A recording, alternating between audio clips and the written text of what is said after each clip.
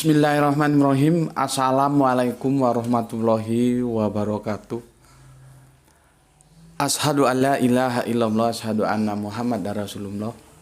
Allahumma sholli ala sayyidina Muhammad wa ala ali sayyidina Muhammad kama sholaita ala sayyidina Ibrahim wa ala ali sayyidina Ibrahim bil alamina innaka hamidum majid.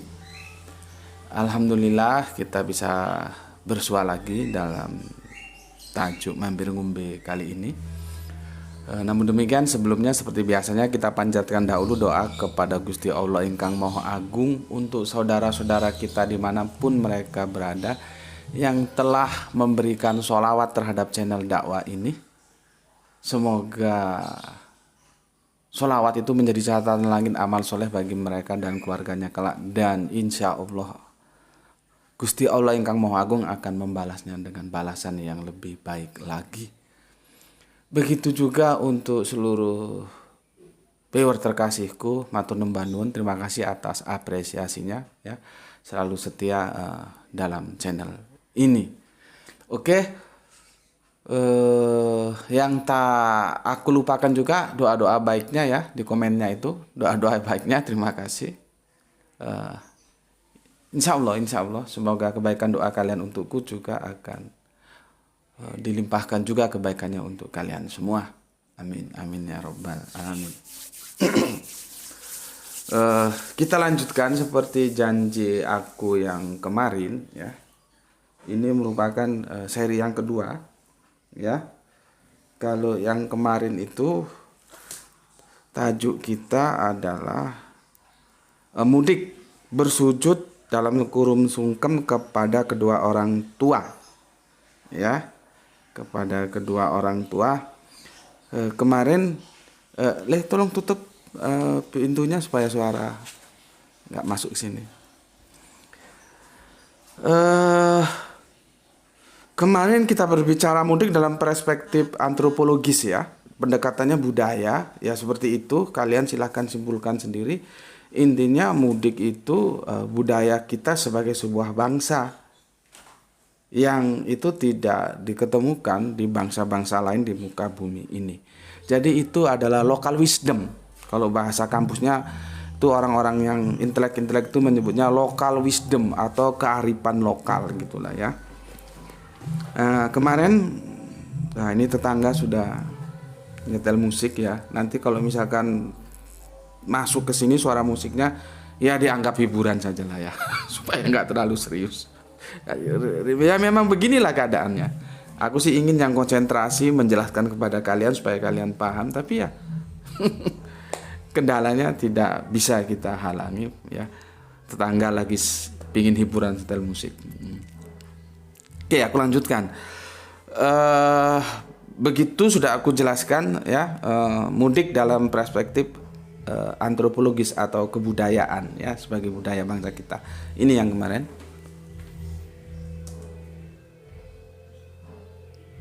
Oke. Dan sekarang seri yang kedua tinjauannya dalam tinjauan teologis agama ya. Jadi nanti kalau nonton jangan langsung nonton ke seri 2, nonton dulu ke seri satunya supaya kalian mendapat roadmap yang jelas kemana kerangka berpikir yang aku mau sampaikan ke kalian.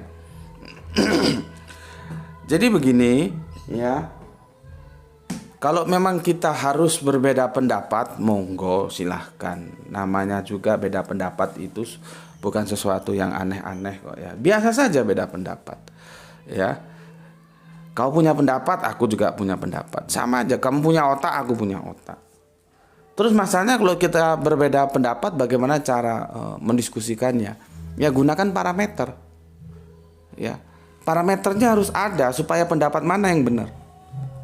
Pendapat itu tidak boleh liar. Maka parameter kita, karena kita beragama itu berlandaskan teks-teks suci, ya Al-Quran atau Al-Hadis. Di sana, kalau kita beda pendapat, rujukannya ke sana. Kan aku sudah jelaskan kemarin. Pendapat itu adalah air laut yang ada di ember kita. Itu pendapat kita tentang air laut. Tapi lautannya itu adalah yang di Samudra Raya sana. Nah sekarang kalau kita mau mengklaim sebetulnya yang benar-benar air dari lautan itu yang ada di emberku apa yang ada di embermu. Maka konfirmasinya kan tidak bisa tidak ya ke lautan lepas itu. Ya. Islamnya itu kan yang di lautan lepas itu, sementara pengetahuan kita tentang Islam adalah sejumlah air laut itu yang ada di dalam ember kita masing-masing. Gitu, ya. Nah, aku akan menjelaskan begini. Karena nanti ketika setelah kita mudik itu ini biasanya dari perspektif budaya ya, itu memang asalnya dari Jawa tapi sepertinya sudah menjadi bukan hanya Jawa saja ya, tetapi di lain-lain, di suku-suku lain juga di Nusantara kita ini juga sudah melakukan itu ya. Jadi menjadi kebudayaan nasional kita lah ya, mudik itu ya. Terus nanti sungkem ya, kalau orang Jawa bilang sungkem. Nah, ketika di sungkemnya itu memang aktivitinya itu sujud itu ya. Nanti biasanya begini.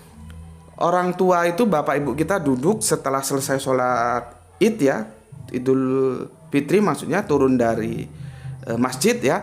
Itu para orang tua itu duduk di kursi bapak ibu gitu ya. Nanti anak menantu, cucu-cucu yang lebih muda itu giliran sungkem. Ya. Aktivitas sungkem itu ya memang seperti itu, bisa dikatakan sujud sungkem itu. Bahkan aku dalam satu ketika aku merasa mungkin aku begitu banyak salah terhadap kedua orang tua dan itu tidak aku sadari, maka aku tidak hanya sungkem saat itu tapi mengambil air dalam baskom itu, aku cuci kaki kedua orang tuaku. Jadi seperti kalau kalian lihat gambarnya bagaimana Yohanes Pembaptis membasuh kaki Yesus. Ya seperti itu. Jadi aku ambil baskom itu, kaki bapak ibu itu aku bersihin pakai air dalam baskom itu ya. Terus aku bersimpuh di apa namanya ini? Ini apa namanya? Di paha atau di pupu gitu ya, bersimpuh minta diampunkan atas segala dosa dan khilaf yang mungkin itu menyakiti hati kedua orang tua gitu ya. Jadi kalau kita lihat aktivitasnya ya begitu, yang bisa dikatakan itu sujud gitu ya, sujud. Yang jadi masalah terus ditarik ke kaidah usul fikih. Ini jadi rancu karena cara pandangnya tidak memahami sebagai local wisdom itu apa. Jadi referensi dia tentang local wisdom itu minim sekali. Dan dia tidak mau belajar, akhirnya menjustifikasikan itu syirik. Itu tidak boleh sujud kepada sesama makhluk. Bagaimanapun kedua orang tua itu tetap saja makhluk. Sujud itu hanya kepada Allah saja. Kejam kali. Kejam kali awak tengok kau. Ya, langsung main ponis gitu aja. Seolah-olah dia menjadi pendekar tauhid lah. Dia sendiri yang tahu tentang tauhid, sedangkan yang sujud-sujud, yang sungkem-sungkem itu syirik dan itu salah, dosa besar gitu. Karena sujud kepada sesama manusia. Tunggu dulu. Jangan ngajari bebek berenang. Ya. Dalam antropologis Jawa yang aku tahu, mereka itu tidak pernah menganggap bahwa orang tua yang disujuti itu Allah, itu tidak pernah. Ya tetap aja orang tua.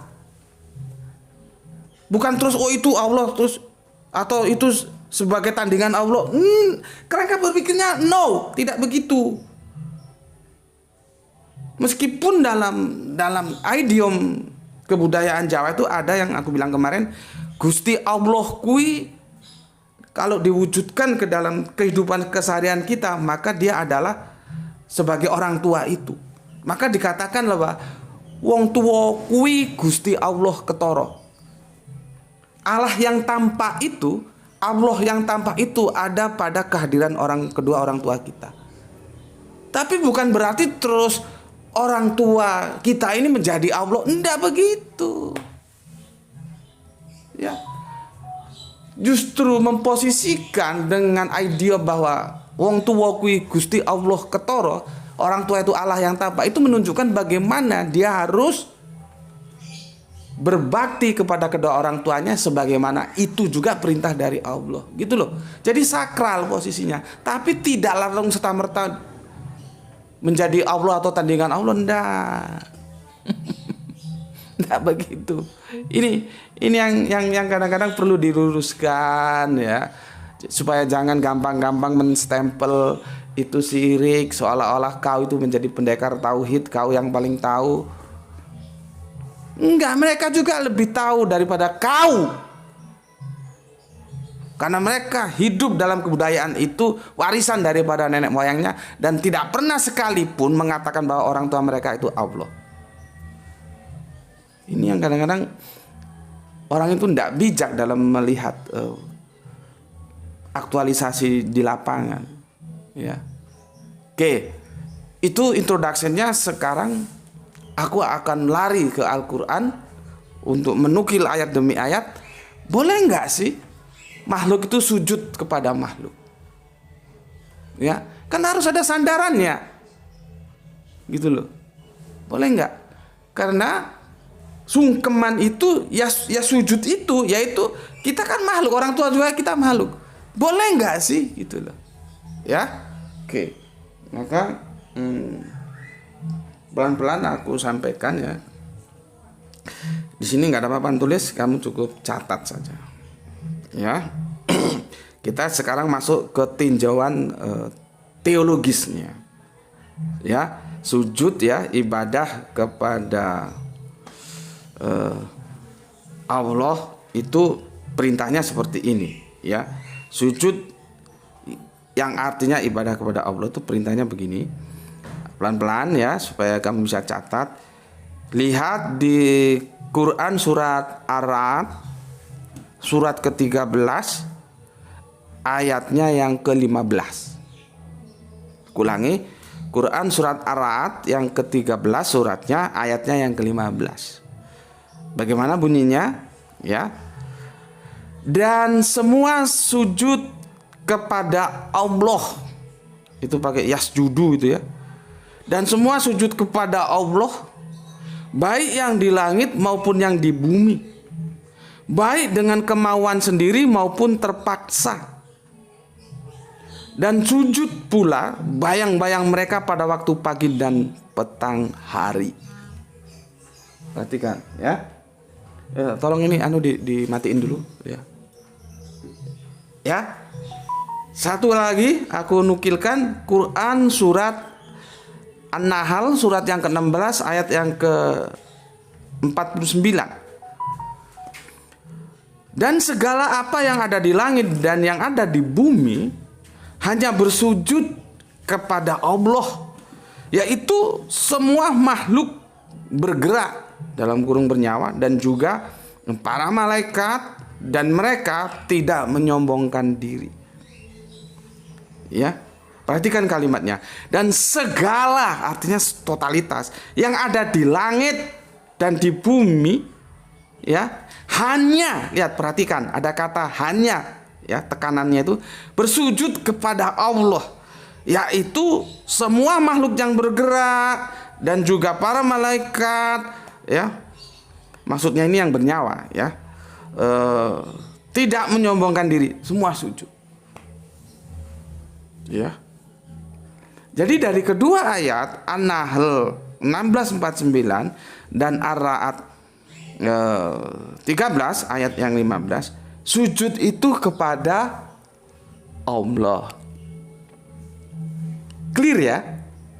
Clear di situ ya, bahwa sujud itu kepada Allah.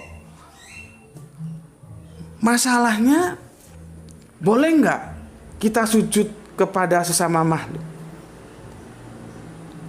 Ya. Sekarang kita lihat. Kamu buka Quran surat An-Nahl Quran surat Al-Baqarah surat yang kedua ayat yang ke-34. Ya. Dan ingatlah ketika kami berfirman kepada para malaikat, kami maksudnya Allah, ya. Sujudlah kamu kepada Adam. Maka mereka pun sujud kecuali iblis.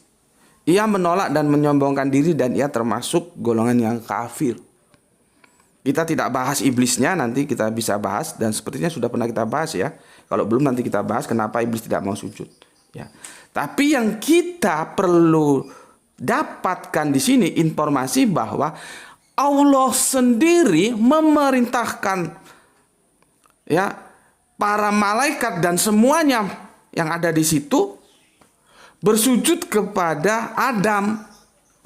Itu perintah dari Allah. Malaikat itu sehebat-hebatnya malaikat tetap aja makhluk. Dan Adam itu juga makhluk. Berarti Allah memerintahkan makhluk sujud kepada makhluk. Gitu loh. Ini Al-Quran yang bilang. Bukan gue seperti karang-karang. Berarti ada juga makhluk sujud kepada makhluk. Ya. Aku lengkapi lagi. Lihat di Quran surat Al-A'raf, suratnya yang ke-7, ayatnya yang ke-11. Kamu baca Al-Quranmu ya. Dan sungguh kami telah menciptakan kamu, kemudian membentuk, maksudnya tubuhmu, kemudian kami berfirman kepada para malaikat, bersujudlah kamu kepada Adam. Maka mereka pun bersujud kecuali iblis. Ia tidak mau termasuk mereka yang bersujud. Lihat ini, sama dengan tadi. Allah sendiri yang memerintahkan untuk sujud kepada Adam. Ya. Oke. Ya, satu paralel antara Quran surat Al-A'raf surat ke-7 ayat 11 dengan surat Al-Baqarah surat 2 ayat yang ke-34. Sekarang kita lihat di surat tadi tentang Kanjeng Nabi Adam, sekarang kita beralih ke historikalnya Kanjeng Nabi Yusuf ya. Kita buka di Quran surat Yusuf surat yang ke-12 ayatnya yang ke-100. Nah, ini hampir sama ini dengan sungkem ya. Dan dia menaikkan kedua orang tuanya ke atas singgasananya ya, maksudnya Yusuf menaikkan kedua orang tuanya ke atas singgasananya Yusuf ya. Nanti kalau lebih jelas kamu baca satu perikop ya, karena kalau aku bacakan di sini perikopnya tentu akan panjang nanti ya. Dan dia Yusuf menaikkan kedua orang tuanya ke atas singgasana. Dan mereka saudara-saudara Yusuf yang 11 itu ya. Semuanya kan 12 itu Israel itu ya. Dan mereka semua tunduk bersujud kepadanya. Lihat itu. Yusuf itu apa? Makhluk. Dan Yusuf berkata, wahai ayahku, inilah takwil mimpiku yang dahulu itu, dan sesungguhnya Tuhanku telah menjadikan kenyataan. Artinya dream come true, mimpi menjadi kenyataan. Dream atau dream bacanya. Dream come true. Bahasa Inggrisnya gawat makhrajnya. Ya. Sesungguhnya Tuhanku telah berbuat baik kepadaku ketika Dia membebaskan aku dari penjara dan ketika membawa kamu dari dusun. Ya. Setelah setan masuk ya, setelah setan merusak hubungan antara aku dengan saudara-saudaraku, sungguh Tuhanku maha lembut terhadap apa yang Dia kehendaki, sungguh Dia yang maha mengetahui, maha bijaksana. Tetapi sesuatu yang perlu kita ambil dari sini bahwa Yusuf itu makhluk.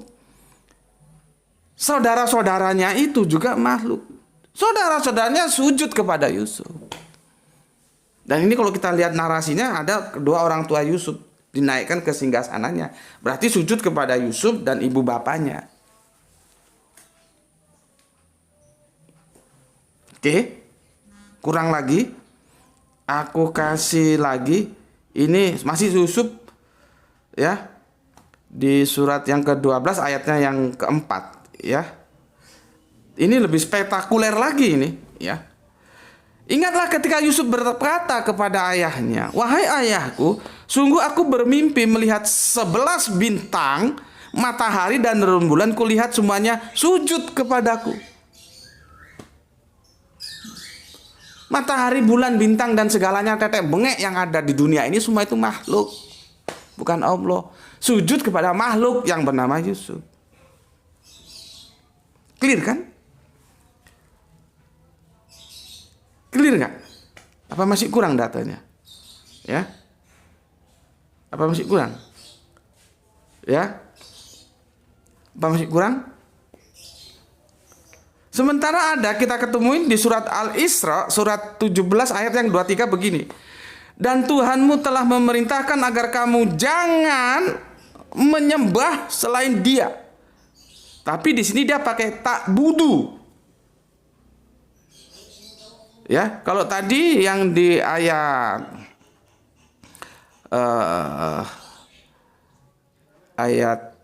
awal tadi yang aku baca tadi, dia pakai yasjudu.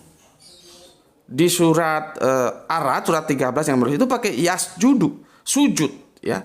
Sementara di sini, ya, aku baca ini pakai ta'budu, jangan menyembah selain Dia, Allah maksudnya.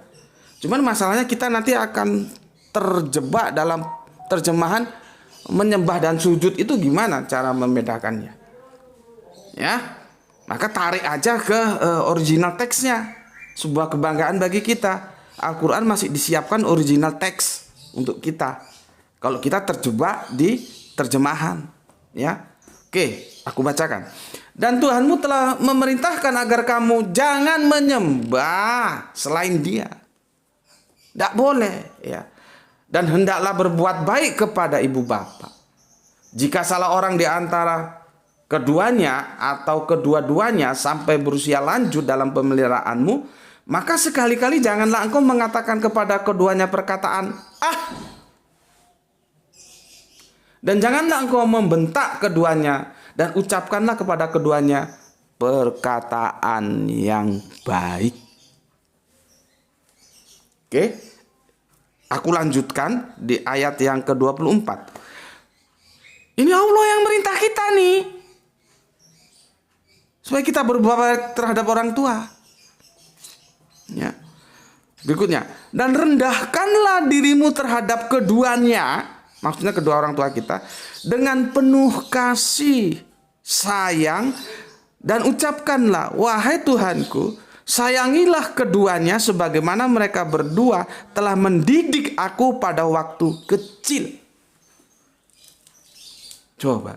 Jadi Quran surat Al-Isra ayat 23 sampai ke 24 itu mendeskripsikan kepada kita bahwa kita tidak boleh menyembah selain Allah, dan kita diperintahkan untuk membangun relasi yang baik kepada kedua orang tua kita. Ya. Di surat Al-Isra 24 ini kemarin sudah aku sentil, ya. Ya. Mereka berdua telah mendidik aku pada waktu kecil. Kan kemarin aku sudah jelaskan dari sudut pandang kebudayaan antropologis kita. Kita dari kecil dikasih makan, dibeliin baju, dididik. Setelah besar kamu berangkat ke kota, kamu menjadi orang, kamu lewati pendidikan melanjutkan di kota karena di desa nggak ada university. Kemudian takdirmu baik, kamu jadi dosen, kamu jadi rektor. Kalau di politik kamu jadi DPR, MPR, ketua partai. Kamu menjadi hakim, kamu menjadi jaksa, kamu menjadi pebisnis, kamu menjadi ustadz terkenal, kamu menjadi apapun. Itu tidak bisa dilepaskan dari bagaimana perjuangan orang tuamu mendidik. Jadi jangan pernah itu menjadi kesombonganmu untuk tidak sungkem kepada kedua orang tuamu. Nggak ada artinya itu. Al-Quran mengatakan begitu. Mereka berdua telah mendidik aku pada waktu kecil. Kalau kamu tidak dididik kepada kalau kamu tidak dididik orang tuamu, apa kamu bisa menjadi sekarang? Apa yang kamu telah capai? Pencapaian duniawi, harta benda melimpah, kejayaan, ketenaran. Jadi, ya, aku sudah bilang, ya, budaya itu boleh tumbuh dan berkembang sejalan apabila dia tidak bertentangan dengan agama. Jadi posisi agama itu di atas budaya. Lah sungkem itu selaras dengan perintah Gusti Allah ingkang Maha Agung. Bagaimana kita berbuat baik terhadap orang tua kita yang mendidik kita. Bahkan kemarin Jumat ada seorang khotib itu menjelaskan dalam khotbahnya seperti ini. Dan aku baru tahu, tapi itu bukan hadis loh ya. Itu pendapatnya semoga Allah merahmatinya, ulama terkenal Hasan Al Basri gitu namanya, atau siapa begitu ya, Hasan Al Basri atau apa gitu ya, bahwa dia menjelaskan sama seperti aku sih. Aku kan memberikan kajian itu Lailatul Qadar dari sisi yang lain. Jadi aku membidik Lailatul Qadar tapi dari sisi lain gitu loh ya. Itu Pak Hasan itu sebut aja gitu lah ya, Hasan Basri itu gampangnya begitulah ya. Dia bilang begini, Lailatul Qadar itu apabila dulu kamu ketika hidup tidak pernah mendoakan orang tuamu, tetapi sekarang ketika selesai sholat kamu mendoakan kedua orang tuamu dalam doa-doa sholatmu, itulah yang dikatakan kamu mendapatkan Lailatul Qadar. Tapi tolong digarisbawahi, ini pendapatnya Hasan Basri. Ini ulama top ya. Karena aku sudah bilang, pendapat ulama kita boleh setuju boleh tidak ya, terserah kamu.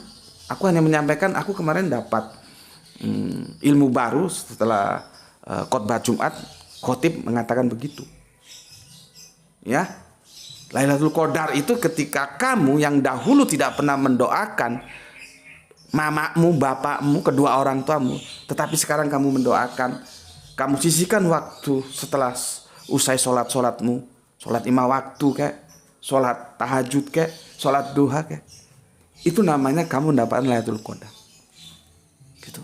Oke, sekarang kita fokus ke sini ya. Kepada Allah itu sujud, ya sudah wajar kalau kepada Allah sujud, orang kita makhluk ya. Tetapi di ayat yang lain sesama makhluk juga sujud. Jadi ada 2 sujud ini ya, dari ayat yang aku bacakan tadi. Kelompok pertama, kelompok makhluk sujud kepada Allah.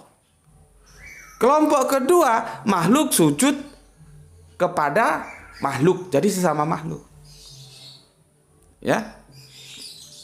Terus bagaimana kita memahami ini? Padahal dikatakan ya, nanti kita terjemahan lagi, makanya kembalikan ke Arabiunnya ya. Ya, di sini dia dikatakan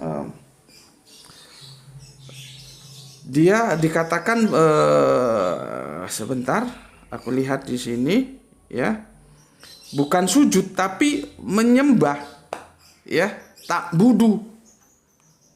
Ini agak repot karena guru Al-Qur'anku sendiri nggak setuju sepertinya kalau menggunakan kata menyembah. Maka guru Al-Qur'anku itu tidak pernah mengatakan sembahyang, sholat gitu loh. Tapi karena aku mengerti ya oke lah gitu. Aku bisa memahami lah itulah, nggak perlu diperdebatkan. Kalau guruku almarhum Gus Panani, semoga Allah merahmatinya, dalam tidur panjangnya bilang begitu ya aku enggak masalah. Artinya aku tahulah maksudnya gitu. Kalau sedangkan aku enggak, kadang-kadang yang bilang aku ya sembahyang gitu. Kalau guru Al-Qur'anku enggak mau. Enggak mau. Dia bilang bukan, lain, sholat dan sembahyang itu lain. Orang dia bilang din sama agama aja lain kok. Semua agama sama, tapi din tidak. Islam itu din, bukan agama. Kan repot lagi. Ya masalah keterjemahan lagi. Makanya supaya kita nggak begitu lama terjebak dalam kubangan kesesatan terjemahan, kembalikan aja ke original teksnya. Original teksnya di sini kata menyembah di surat Al-Isra 23 itu hanya kepada Allah itu ta'budu. Sekarang ta'budu mau diartikan apa? Ya terserah. Apa beribadah atau menyembah? Nah, dari situ aku mau geret lagi. Kembali ke kata sujud tadi. Supaya jangan lagi ada ngomong ya, sujud kepada orang tua itu ndak boleh, itu syirik ya. Ya. Sujud dari makhluk kepada Gusti Allah ingkang Maha Agung itu teksnya terjemahannya sama. SUJUD, sujud. Itu tentang Yusuf tadi yang aku sampaikan, tentang Adam tadi ya sama, SUJUD, sujud. Tetapi sujud yang kepada Allah itu adalah sujud ibadah. Sujud yang kepada sesama makhluk tadi, baik kepada Adam, Kanjeng Nabi kita yang pertama, baik kepada Kanjeng Nabi Yusuf, itu adalah sujud penghormatan.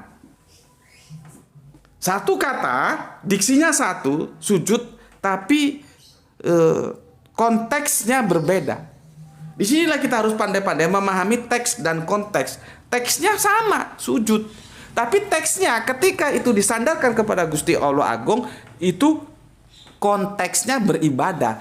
Tapi teks sujud ketika itu dikaitkan kepada sesama makhluk, maka konteksnya itu penghormatan, menghormati. Gitu. Jadi apa yang dilakukan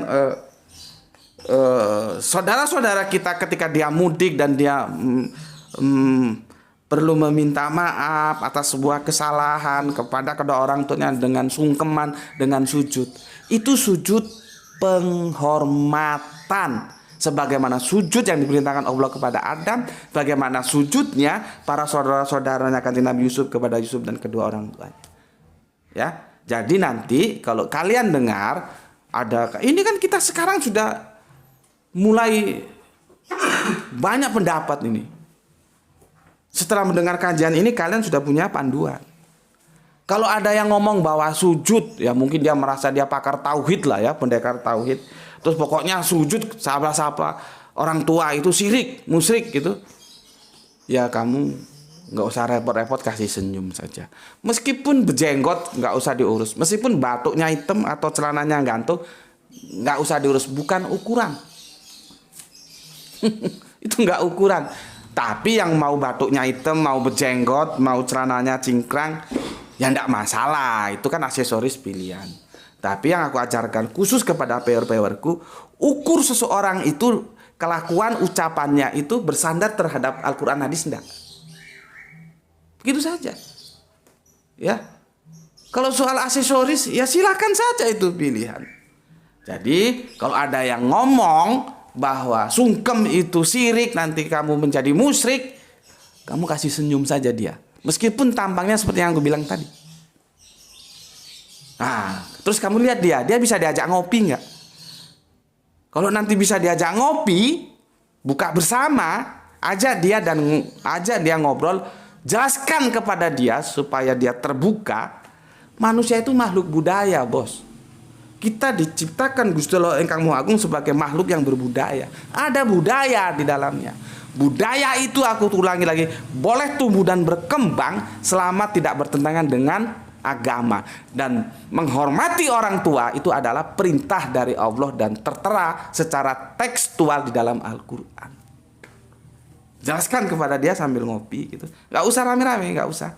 Oh begitu ya, begitu. Oh ya, coba kita duduk, kita ngopi dulu. Jelaskan. Ya. Nanti dia menerima ya alhamdulillah. Dia tidak menerima ya syukurilah. Yang penting kamu menyampaikan. Seperti aku, tugas aku menyampaikan saja, sudah. Keputusan terakhir ada di kalian. Kalian terima monggo, enggak ya monggo. Gitu aja. Oke, seri ini aku tutup ya. Jadi ini seri 2 tamat tentang mudik ya, tentang sungkeman. Seperti yang telah aku jelaskan, dan pesan aku terakhir ya. Selama tidak ada kendala, ya, selama semuanya memungkinkan, ya. Kecuali ada kendala dan ada sesuatu yang tidak memungkinkan atau atas sebab lain, itu lain hal ya. Bayangkan, kedua orang tua kita mendidik kita, ya, hingga kita bisa menjadi sekarang ini. Dia sekarang hanya menunggu di depan pintu. Kapan anaknya datang? Dia hanya ingin memandang wajahmu. Dalam malamnya dingin dia tidur sendiri. Yang dulu dia menghangatkan dirimu dengan memelukmu di dalam tidur. Orang tuamu, bapakmu mungkin sudah renta juga. Sudah jalan gemeteran. Akankah sampai hati kita melihat kedua orang tua kita hanya duduk di depan pintu menunggu kedatangan kita. Dia hanya ingin melihat. Oh, anakku dulu yang lahir dari rahimku. Oh, anakku dulu yang aku gendong-gendong di atas pundakku. Yang aku ajari ngaji. Aku didik supaya mengenal Islam, mengenal Al-Quran, mengenal Kanjeng Nabi.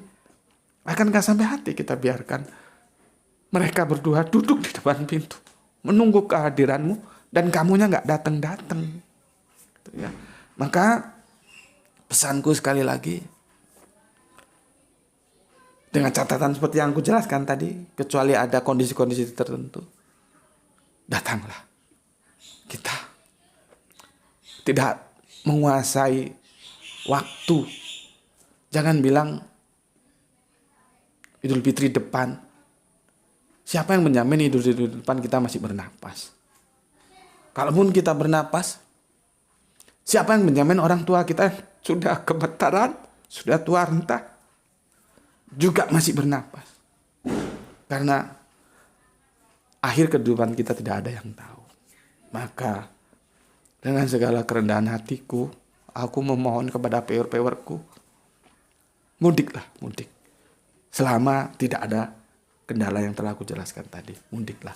Masalah kamu di rumah hanya 1 hari, 2 hari, yang penting ketemu, sungkem. Setelah itu silahkan. Apa yang harus kamu lakukan? Yang penting begitu setelah sholat id, ya, sungkem, mohon maaf atas segala dosa, peluk dengan kehangatan, cium, rangkul, ya, itu sudah membuat orang tua kita bahagia. Oke, ambil tisu. Aku ini nggak tahu, aku ini temperamental aku ini. Tapi kalau sudah bicara orang tua, jadi cengeng.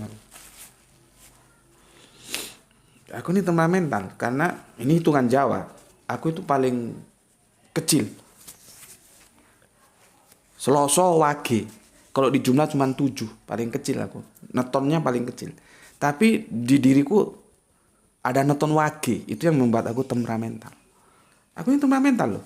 Cuman kalau sudah bicara gini aku menjadi melankolis banget. Jadi diametral dia. Oke ya, itu ya, kita anggap selesai kajian ini dan jangan lagi merasa kebingungan kamu kalau ada yang bilang, oh itu sungkem syirik atau mungkin tidak. Sudah aku jelaskan seperti tadi.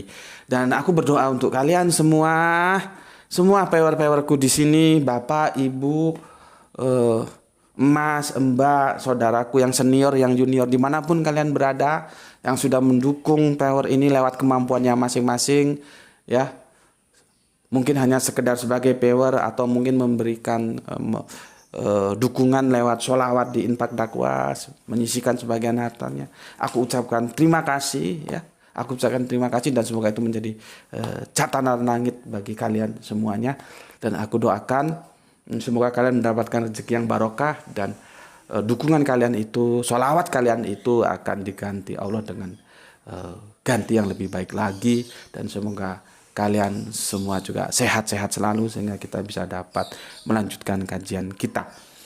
Dan begitu juga aku juga minta kalian doakan, ya, karena kita tidak tahu. Kanjeng Nabi bilang, mintalah kamu doa kepada siapapun karena kamu tidak tahu dari mulut siapa nanti Allah itu akan mengabulkan doa. Jadi semakin banyak kita meminta didoakan itu semakin bagus. Ya semoga aku ya ada perubahan lah, tidak gini-gini terus ya.